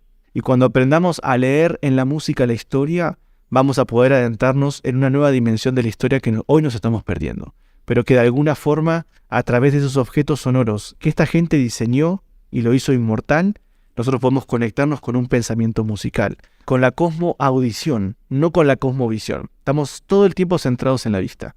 Y no nos damos cuenta que estas culturas, la audición también formó una forma de su filosofía. ¡Wow! ¡Qué increíble! Y eso que las cosas que tenemos en los museos son las que tal vez por suerte llegaron, ¿no? Porque también yo sé de tantos casos de, no solo tal vez de este tipo de piezas, sino también de paleontología y de un montón de cosas que cuando abren carreteras se encuentran con maravillas, pero si es que dicen, les toca parar la obra, entonces no dicen. También conozco de personas que tienen colecciones privadas de cerámica, así que eso no le dan a nadie porque dicen peor va a estar en manos del Estado, porque en general tenemos esta filosofía de que vivimos en un Estado fallido, entonces mejor voy a administrar yo en vez del Estado, que yo creo que en este tipo de cosas, bueno, tú me dirás si es que tienen razón o no tienen razón, pero en este tipo de cosas me suena que es más delicado, ¿no? Como estas cosas del patrimonio histórico nacional.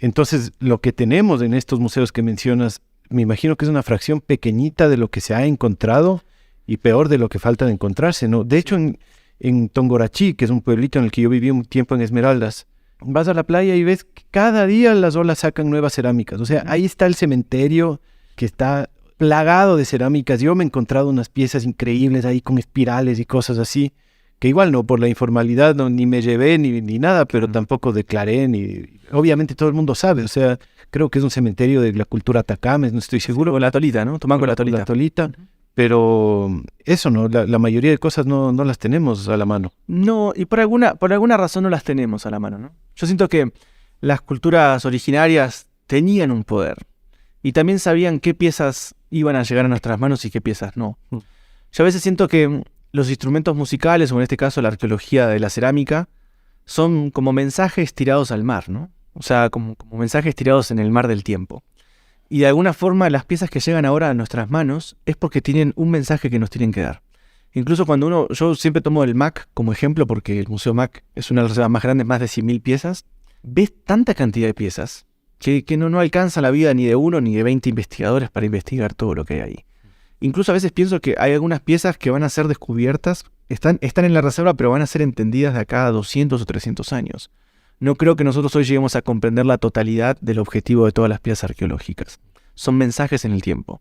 Y hoy en mi caso aparece la botella Silvato y me trae un mensaje. Bueno, acá dejé algunos discos de lo que desarrollo yo como arqueología fantástica, ¿no?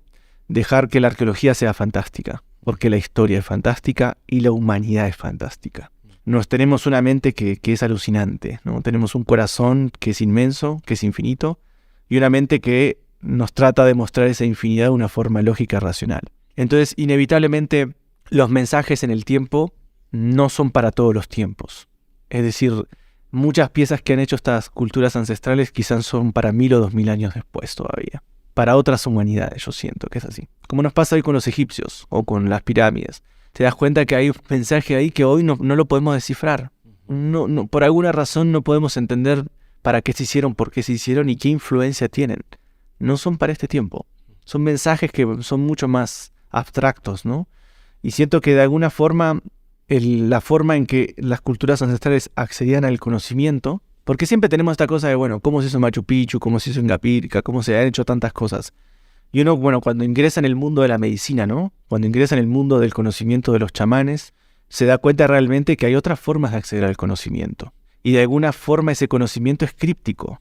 Digamos, la cerámica precolombina es esotérica. Y cuando me refiero a esotérica, tenemos exotérico y esotérico. Exotérico es abierto y esotérico es cerrado. Es para un grupo cerrado.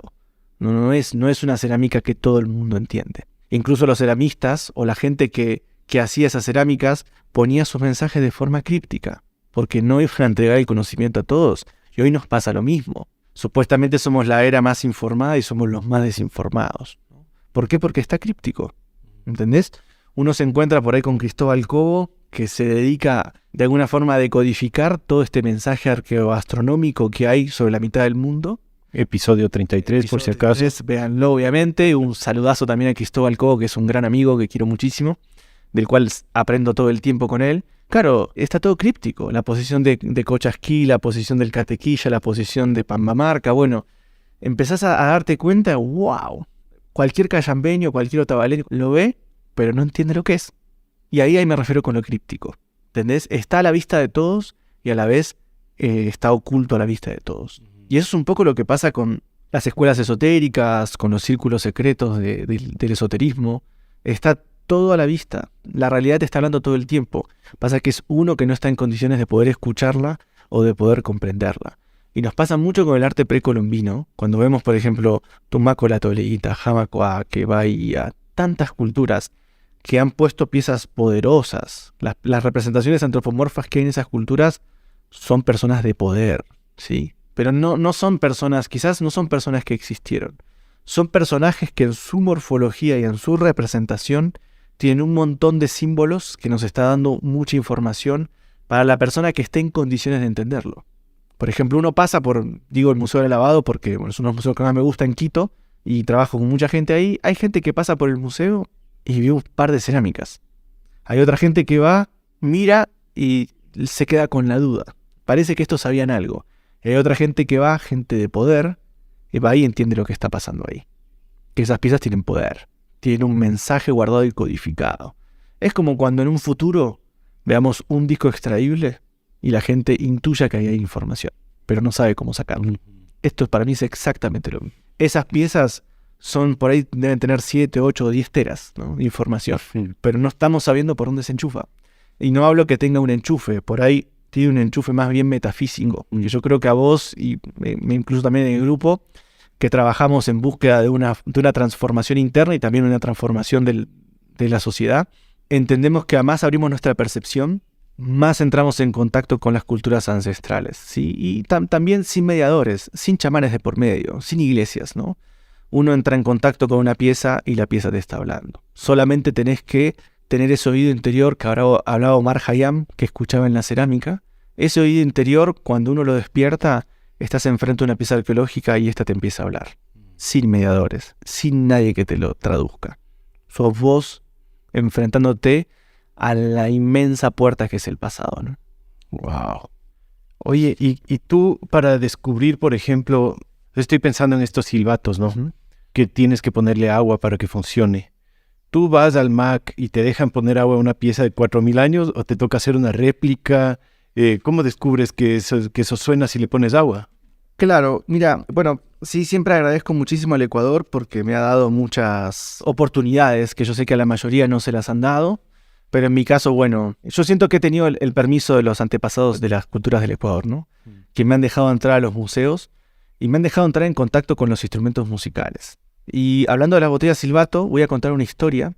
Bueno, a mí, debo ser sincero, he tenido muchas experiencias paranormales o sobrenaturales con las piezas, ¿no? Si tengo que ser sincero, trabajar en un museo con piezas originales de alguna forma te pone a trabajar a un nivel interno y también experiencial muy fuerte. Entonces siempre que trabajamos con originales tiene que haber mucho respeto porque inevitablemente no sabemos qué son esos aparatos. O sea, está bien, vos lo ves como cerámica, la gente común, pero para mí no son cerámicas, son computadoras, son objetos con una tecnología que desconocemos, pero guarda que hacen algo. Es como la computadora. En 500 años no vamos a ver cómo funciona, pero guarda que si la aprendés y apretás un botón, algo va a hacer. Lo que decías, van a decir, es plástico. No, claro. Pero de ahí entender el internet o qué sé yo, claro, es imposible. Claro, yo siento que las botellas silbato están conectadas entre sí. Está bien, es una opinión mía súper de mi arqueología fantástica.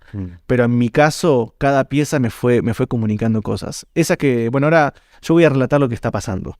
Acá nuestro querido amigo Felipe abrió el disco que tengo que se llama Visiones Sonoras, que es un disco de arqueología fantástica que hice con Darwin Ruiz, y está viendo una serie de 15 imágenes en donde cada una de las imágenes retrata la visión que una pieza original de diferentes museos arqueológicos me otorgó y de alguna forma se la transmití a este pintor que es Darwin Ruiz, que se los recomiendo, de Rocafuerte, vive en Manabí, pintor excelente, jovencito, una promesa del Ecuador que pinta alucinante, y él se animó a pintar las visiones que empecé a tener con las piezas. Una de esas visiones me la dio una botella silbato que está en el Museo Pumapungo en Cuenca, que, como bien vos dijiste, me dejaron ponerle agua, y cuando le fui a querer poner agua en un grifo de un baño, la pieza me dio como una descarga eléctrica. Así, no sé cómo explicártelo. Y sentí por dentro que me dijo, me llegás a poner agua de ese grifo y te mato. Y yo dije, es así como que uno empieza así, como y la voz no era una voz mía, ¿no? Es una voz de la pieza.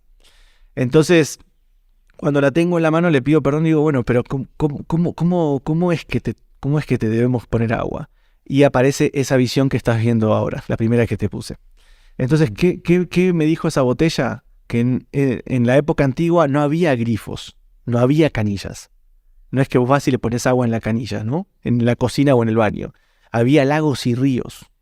Entonces, cuando hice la réplica, porque no la pude sacar del museo, hice la réplica original, la llevé a un lago y la sumergí, y ahí me di cuenta cómo se tocaban. Estas piezas son para sumergir en el agua. Y la cabeza resonante, la cabeza de estos personajes queda flotando en el agua. Y va sonando sola. Ni siquiera la tenemos que tocar. Están hechas para funcionar cuando las sumergimos en un lago, río, laguna. Son perfectas. Y fíjate, por eso hablo de la arqueología fantástica como un delirio, pero a la vez como otorgando conocimientos reales. Esas piezas fueron para ser tocadas en diferentes lagunas.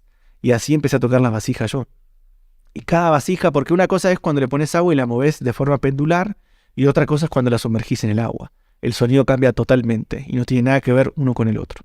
Entonces aprendí de alguna forma por esa pieza a sentir cómo se tocaba en el agua, Entonces me di cuenta de muchas cosas. Podría seguir contando cosas más locas. Pero en cada museo, cada pieza que elijo o que me eligen para ser tocada, entiendo que cada vez que yo toco algo, ese algo también me toca, ¿no? Es una tocada recíproca, ¿no? Ajá. Cuando uno toca el pasado, no es que uno está tocando el pasado te está tocando. Y eso cambia la perspectiva de una forma bastante diferente, ¿no? Porque no somos nosotros que estamos yendo a esos objetos. Esos objetos están llegando a nosotros por alguna razón. Entonces, en ese disco de Visiones Sonoras, que se puede adquirir en PDF de formato online, pero también lo tengo en formato, como estás viendo, en postales, que es hermoso. Ahí explico un poco esta arqueología fantástica. Me parece una rama que tendría que estar dentro de la arqueología, ¿no? Darle la oportunidad a los arqueólogos de que se desestresen y puedan dejar volar su imaginación. Y en ese vuelo de la imaginación pueden aparecer cosas muy interesantes. Que eso es lo que yo valoro muchísimo de lo que haces, que es una arqueología viva, pragmática, o sea, visual, sonora, no es solo académica. Tal cual. Y le digo a la gente esto que estoy viendo ahorita, que no es la primera vez que lo veo, pero se siente igual como la primera vez, porque es una experiencia tan loca ver estas imágenes, que además me parece una innovación hermosa de tu parte también, ¿no? De cómo ya el CD no existe. No. Entonces, la música digital, pero la experiencia del tacto, de estar topando estas postales que tienen estas pinturas que son una cosa increíble. ¿Cómo se llama? ¿Darwin Ruiz? Darwin Ruiz, sí. Qué genio ese man. Sí, es un genio realmente. Yo lo quiero muchísimo a Darwin. Vamos a poner los enlaces para que la gente pueda, ojalá, comprar en físico esto. Me imagino que sí, pero si no, también se puede ver en forma digital. Es como irte a escenas del pasado. Y de hecho una de esas ahorita me hizo volarme porque es un lugar igualito a Tongorachi que te acabo de decir. Y ahí está la escena de los manes en la playa al lado del bosque tropical. Increíble. Sí. Bueno, está bueno porque la mayoría de este disco son piezas de la costa y Darwin Ruiz, que es costeño, dibuja, viste, con lo que son los atardeceres. Tiene una calidad en dibujar el mar que es alucinante. Así que me gustó mucho trabajar con los manavitas. Tienen una energía especial. Y bueno, este es un trabajo de los tantos que tengo. Después ilustró también mi otro disco que se llama Les Animales, que trabaja un concepto que es la fonoanimanología, que sigo trabajando siempre. Otra vez, fonoanimanología. La fonoanimanología es el estudio físico y espiritual de los sonidos de los cuerpos de los animales. Esa es la definición que inventé, que sería para hacer otro capítulo, pero bueno, antes de la llegada de la cerámica, el hombre cazador-recolector encontró en los restos animales las fuentes acústicas de su expresión sonora musical. Y trabajo mucho con estos dos discos porque Les Animales, que es el espíritu, trabajar con el espíritu sonoro de los animales, pertenece más a otra época del hombre. Por eso viste que te decía que cada cambio sociocultural, incluso civilizacional, marca también un rango de frecuencias. Entonces, por ejemplo, en el disco Les Animales trabajo con lo que es flautas globulares de cabeza de animales, plumas, huesos, caparazones, caracoles, pieles, todo lo que es el resultado de la caza de un animal, ¿no? Y yo me doy cuenta que los hombres nómades antiguos no cazaban animales, salían a cazar sonidos. Esa es mi conclusión de todo este disco, es que no solamente iban a cazar un animal para comérselo, cazaban un animal y cazaban su espíritu, ¿sí? Y para cazar ese espíritu encontraron que todo lo que sobrevive al proceso de caza y de comestibilidad de un animal, todo lo que sobrevive se transforma en música. Tambores, ¿qué está hecho? De pieles. Flautas de hueso de hace 10.000, 15.000 años, ¿de qué están hechas? De huesos de aves, de huesos humanos. Flautas de cráneo. Caparazones, ¿no? Nos comemos el caracol de adentro, nos queda el caparazón, hacemos una trompeta de caracol, el caparazón de la tortuga que también se come. Todo ser vivo, perdón, no sé que no es muy vegano esto que digo, pero bueno, todo ser vivo que nos comemos y que termina muriendo, lo que sobrevive al proceso de muerte es la inmortalidad de un animal. Y esa inmortalidad es con la que los hombres, los primeros chamanes de la humanidad, hacían sus instrumentos. ¿Entendés? El chamanismo, como lo conocemos, no es cerámico, es precerámico. Las costumbres chamánicas de las que hablamos son precerámicas. ¿Entendés? Tenemos un chamanismo después que es cerámico, que podríamos hablar después de las etapas del chamanismo, que es muy interesante. Una temática que yo la abordo desde lo musical. Yo abordo lo que es una sesión sonora precerámica y una sesión sonora cerámica, que es totalmente distinta. Y lo que invoca es totalmente diferente. ¿Por qué? Porque en este disco Les Animales yo lo que trabajo es que el hombre caza los espíritus de los animales a través del sonido. Y no estoy hablando, y lo interesante es que uno dice, claro, un pajarito hace piu, piu, piu. No, yo no estoy hablando de que uno imita el sonido del animal. Estos instrumentos tienen su propia fuente sonora y van a generar sus propios timbres. Es decir, el sonido de la flauta globular de una cabeza de un venado no es el sonido de un venado, es el sonido del espíritu del venado. Y a su vez es la frecuencia física que un cráneo de venado puede generar.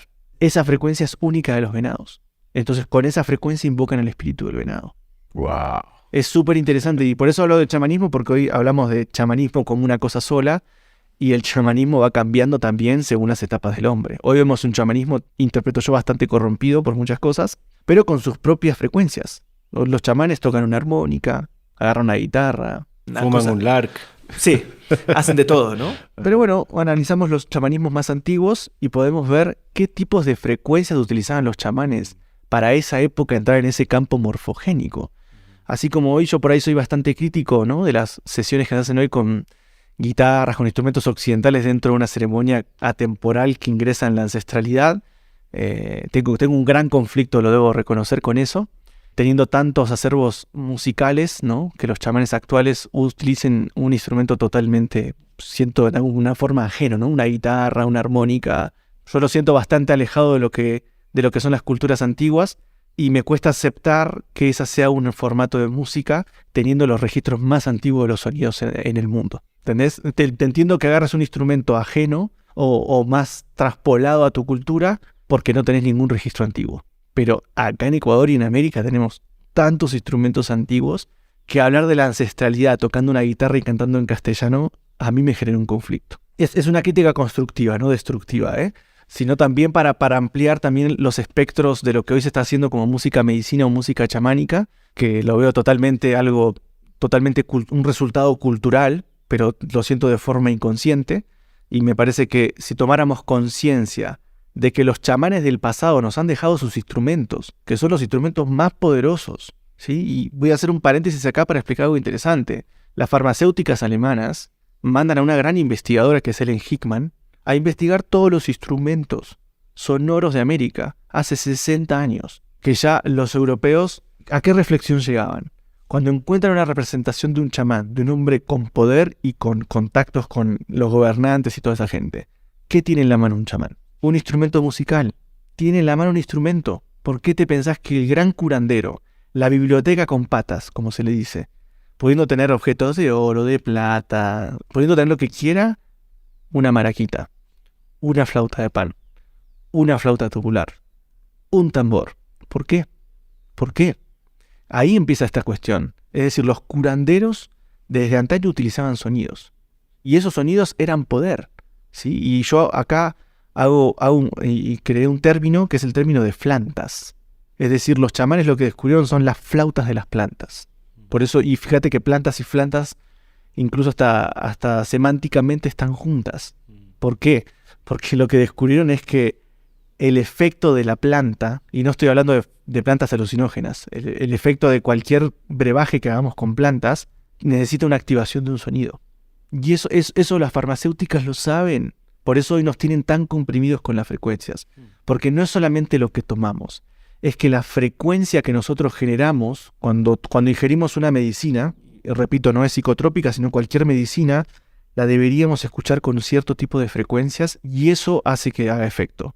Los que tomamos plantas, por ejemplo, en este caso sí psicotrópicas, vamos a poder ver, por ejemplo, que una de las partes más álgidas de los viajes que tenemos es cuando aparece el sonido. Y no me lo puedes negar. No te lo puedo. Creo que nadie me lo puede negar que haya pasado por estas experiencias. Incluso un sonido que aparece sin que nadie lo toque. Bueno, estamos hablando de incluso sonidos metafísicos, pero no nos vamos a meter en esa cosa. Pero realmente cuando ingerimos una sustancia que nos va a curar, que nos va a hacer una sanación, la frecuencia es fundamental. Y no por algo el libro más importante de la arquimusicología americana está escrito por una alemana que falleció hace 10 años. Helen Hickman, la fundadora de la arquimusicología americana y la arquimusicología en general. Y porque los laboratorios lo saben. Ahora, como te digo de vuelta, lo saben pero no lo cuentan. Es decir, no es tomar la pastillita que tomamos, es todo lo que viene después, que el cuerpo necesita necesita una gama de frecuencias para que la medicina incluso tome más efectos del que toma. Y ahí tenemos para mí algo fundamental. que el sonido y el chamanismo van de la mano. Ahora, ¿por qué negamos, sí? Y esto es una crítica constructiva, lo aclaro para que no se me enojen, ¿por qué no entramos a investigar realmente las frecuencias que utilizaban nuestros antepasados? Sí, te puedo asegurar que la frecuencia no es una guitarra. Afinada en 440 haciendo un acorde de fa mayor. Entonces tenemos tanto registro anterior que ¿por qué no salimos a buscar? ¿Por qué no reconocemos que tenemos un pasado milenario y salimos a buscar las fuentes de la creación de nuestros sonidos? Que tenemos una fuente propia. Tenemos 5.000 años de desarrollo musical, ininterrumpido. Todas las culturas, te vas a otras culturas y han estado los mongoles, ha habido siempre guerras, se cortó, volvió. Y acá en América, por lo que yo puedo investigar, encontramos que una botella silbato, desde el 2000 a.C. hasta el 1500, tuvo un desarrollo continuo sin freno. Sin freno. ¿Eso qué indica? Obviamente había peleas y todo lo que quieras, pero los instrumentos musicales no se tocaban. Seguían en su propio desarrollo. Podían cambiar las culturas, pasamos a la cultura chorrera, a la cultura jamacoaque, a la cultura manteño, y seguimos con el mismo prototipo de instrumentos. Es decir, había cosas que podían cambiar culturalmente, pero en la base los instrumentos musicales no cambiaron. Ahí tengo una pregunta.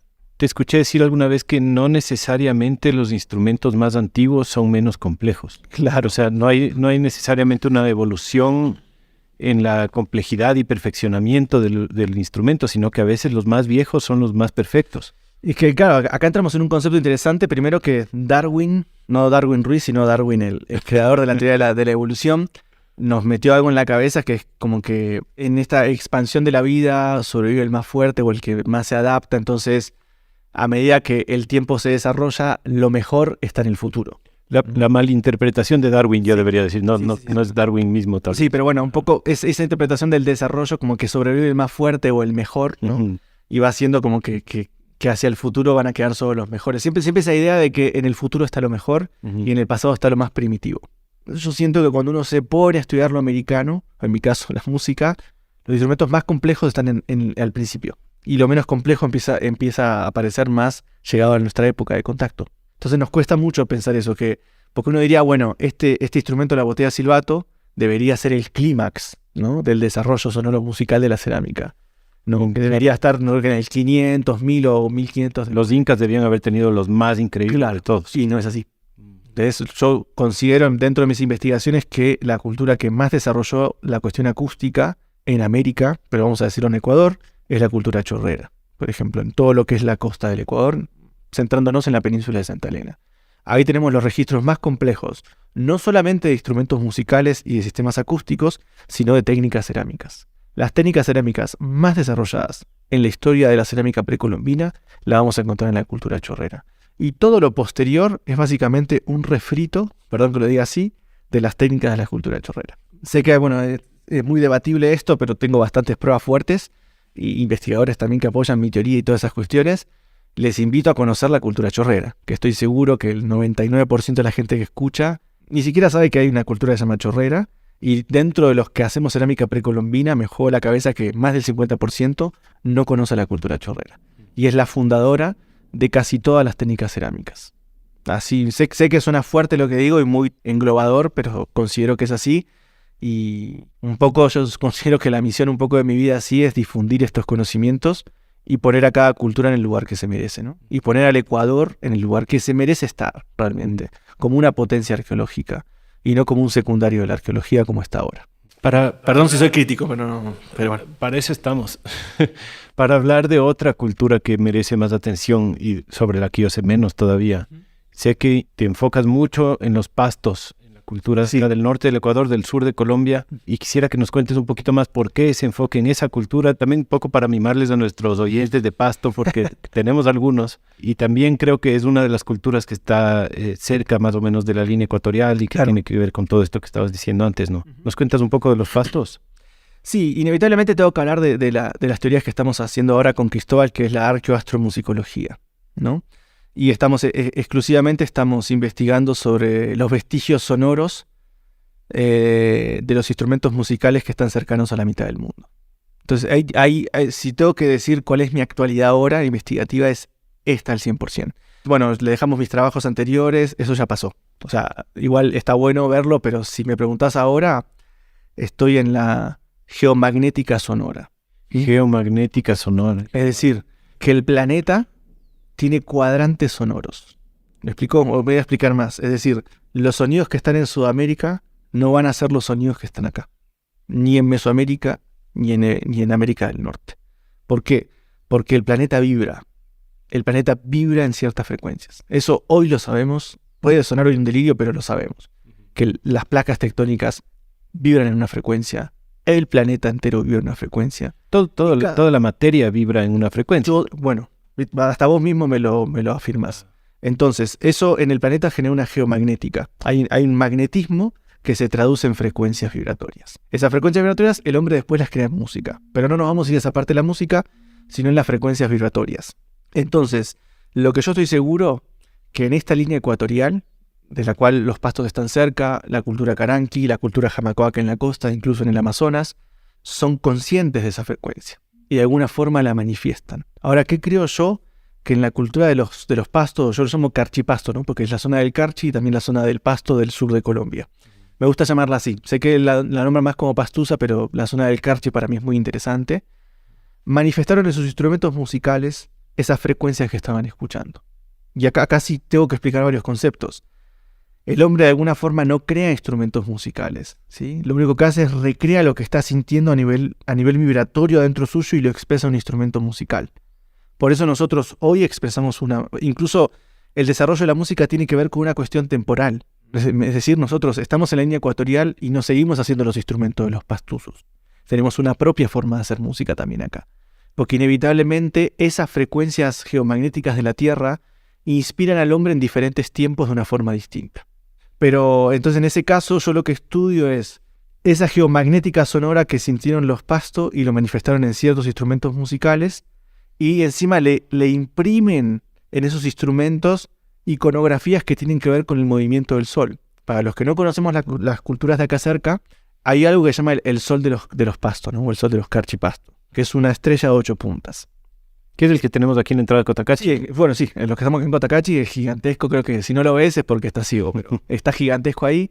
Es esa geometría que tiene esa estrella de 8 puntas, porque estrellas de 8 puntas hay muchas en otras partes del mundo, pero esa geometría exacta es la que está impresa en el reloj solar, ¿no? que fundó Cristóbal Cobo con Gabriela, que es este lugar que tienen que ir a conocer inevitablemente, que es el Museo del Reloj Solar.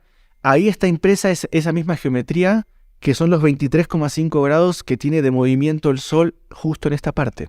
Y es esa cruz, que es un símbolo que podríamos ver como un símbolo normal, pero en realidad ese símbolo es críptico del conocimiento astronómico solar de estas culturas. Entonces, que estas culturas, en el caso de las pastos, impriman en sus instrumentos musicales esos símbolos, yo siento que ahí nos están dando otro mensaje. Es decir, sabemos el movimiento del Sol, la Luna y las estrellas, y no lo ponemos no imprimimos ese diseño en cualquier lugar. Lo vamos a imprimir específicamente en los instrumentos musicales. Para mí hay un mensaje. O sea, no creo en lo fortuito en el desarrollo de las culturas precolombinas. O sea, uno no encuentra esos diseños en una vasija, no, digamos, para agua o...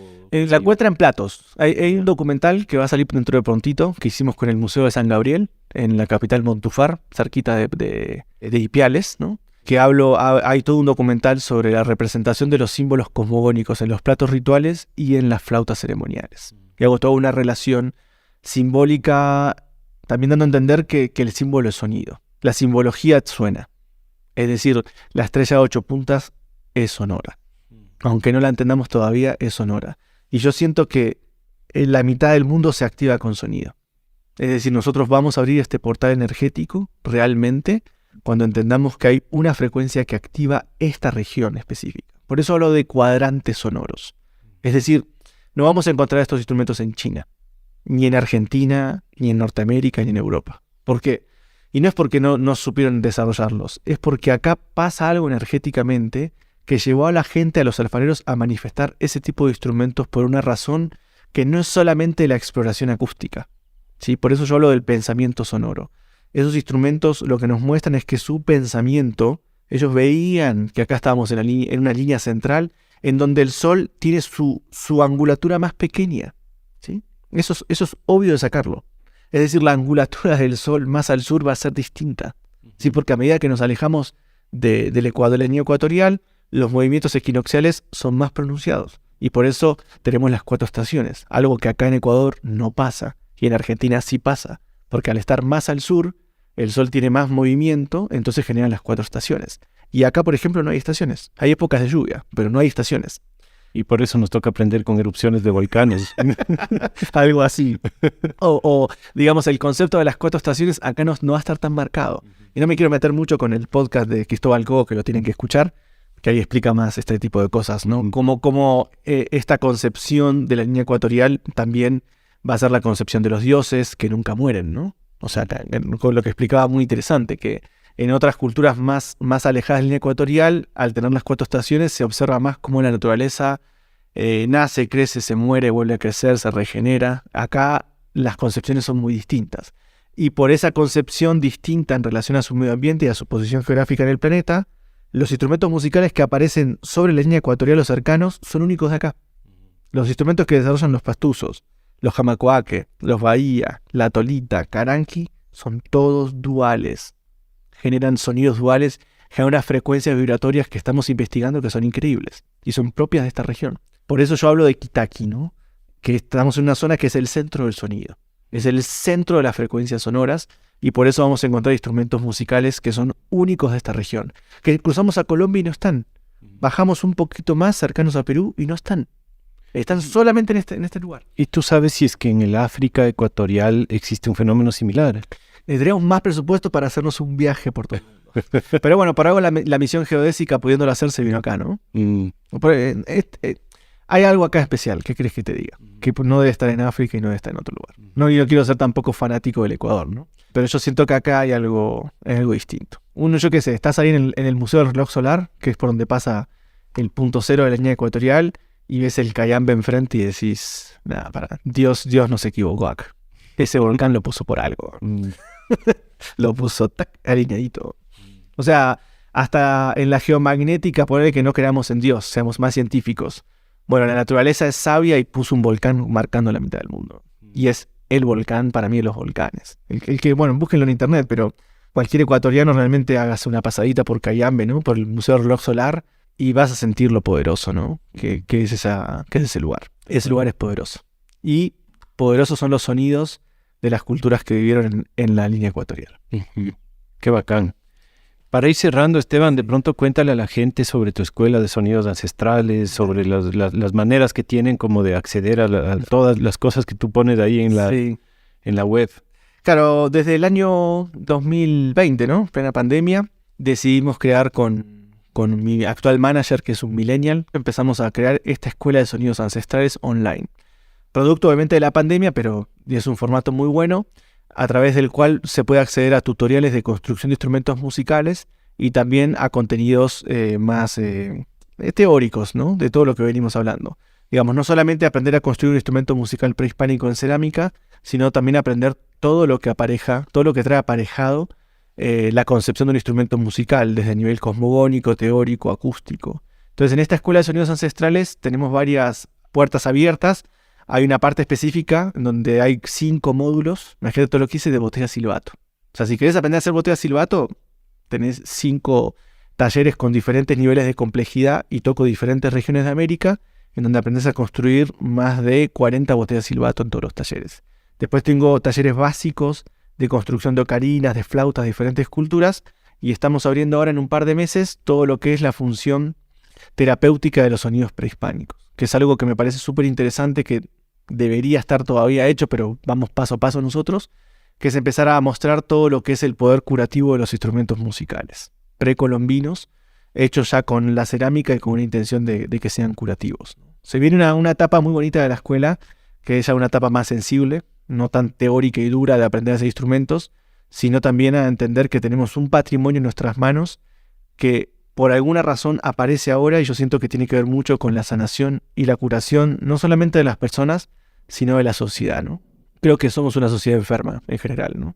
Estamos enfermos por muchas cosas, y siento que estos sonidos hoy aparecen de nuevo porque traen un mensaje de curación y de sanación que realmente necesitamos, si no nos vamos a ir todos al tacho, ¿no? Siento que estamos en un momento muy fuerte de la humanidad, Y estos instrumentos están para darnos un mensaje claro, una claridad que necesitamos en medio de tanto ruido, un sonido claro que nos equilibre internamente para afrontar una etapa tan importante como civilización en la que estamos. Y la escuela está para eso, ¿no? Para despertar conciencia en torno a los sonidos precolombinos. Qué potente. ¿Algo más que quieras añadir? ¿Algo que no te he preguntado, que te debía haber preguntado? No, yo creo que estamos súper bien. Sé que podríamos haber sido más específicos, ¿sí? Porque realmente hay para hacer cosas más específicas, pero como primer podcast y primera cuestión, creo que me puedo introducir bien como persona. Mitad sufi, mitad medio americano chamánico. Creo que es lo que soy. Y ese es el principio. Me considero realmente, y no me agrando con eso como una puerta, ¿no? La persona que se encuentra conmigo y que se anima a estudiar conmigo tiene que saber que soy una puerta a muchas cosas. He podido investigar, me he cruzado con muchos maestros que me han iniciado y me han mostrado el camino, y lo que pretendo ser es eso, es ser un camino un poquito más claro en algo que es muy grande como la arqueología sonora americana, y trato de abrir una puerta y que cada uno pueda recorrer este mundo tan inmenso de los sonidos de una forma más clara. Yo cuando empecé tuve muy pocas guías y muy poca información. Y yo lo que pretendo es que cada vez haya más información. Así como cuando nosotros vamos a la música occidental y tenemos libros y libros y libros y muchas puertas recorridas y abiertas, yo espero que en algún momento todos mis alumnos, que ya son varios, y tengo algunos que ya están siendo muy buenos realmente, abran sus propias puertas y puedan también ayudar a recorrer a otros caminos sonoros. Este solamente es mi camino, es un camino muy personal que trato de hacerlo objetivo, pero también creo que mis futuros alumnos, que los quiero muchísimo los quiero a mis alumnos y alumnas, yo estoy seguro que cada uno va a aprender a abrir su puerta y a prender su fuego, ¿no? Somos ceramistas, no trabajamos con el barro, sino que trabajamos con la luz. Al faro. El faro. Una luz en un momento donde la gente está perdida. Eso es el faro, ¿no? Una luz que nos guía en un momento de mucha oscuridad. Qué bien, pues que este episodio sirva de puerta para muchos. Para mí ciertamente es una puerta encontrarme contigo. Te agradezco un montón, te admiro muchísimo, me encanta el hecho de la arqueología viva, la arqueomusicología viva, escucharla, toparla, sentirla, hacerla. Y bueno, Terence McKenna decía, un filósofo que a mí me encanta, decía que hay 3 cosas en la vida que efectivamente te conectan con lo superior. Y él decía los psicodélicos, el sexo y la música. Son las 3 cosas en la vida que te llevan a lo superior. Así que eso, pongamos a la música de vuelta donde se merece. Así es. Y que los ancestros nos ayuden con eso. Y ahí están los sonidos de los truenos. Es hora de dejar que la naturaleza hable. Te agradezco muchísimo, Esteban. Chao a todos. Muchas gracias. Gracias.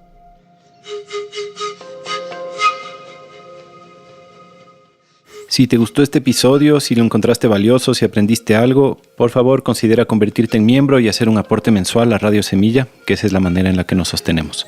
Entra a radiosemilla.com/apóyanos. Les dejo con un tema de Esteban Valdivia, de su disco Yakusimi.